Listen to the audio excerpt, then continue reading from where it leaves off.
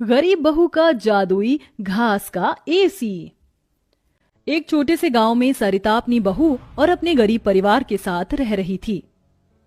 बेटा, आज हमें ये रात को सारा काम खत्म करना होगा, कल ये सारा ऑर्डर का सामान जाएगा। माँ, मैं तो कोशिश कर ही रहा था लेकिन घास ही खत्म हो गई। अब आप ही बताओ ना, मैं क्या करूं? हमारे पास और कोई चारा नहीं है, हमें जंगल से और घास काट कर लानी होगी। इस समय जंगल में जाने का फायदा नहीं है, कभी भी कुछ भी हो सकता है। जंगली जानवर रात के समय ही बाहर निकलते हैं। अजय बिल्कुल सही कह रहा है बहू। अरे माँ जी, हम दो लोग अगर जाएंगे तो कोई जानवर पास नहीं आएगा, और फिर इतनी जल्दी कोई जानवर हमला नहीं करता। हमें ये ऑर्डर कल देना है, आप ये भी तो सोचिए। लेकिन बहू।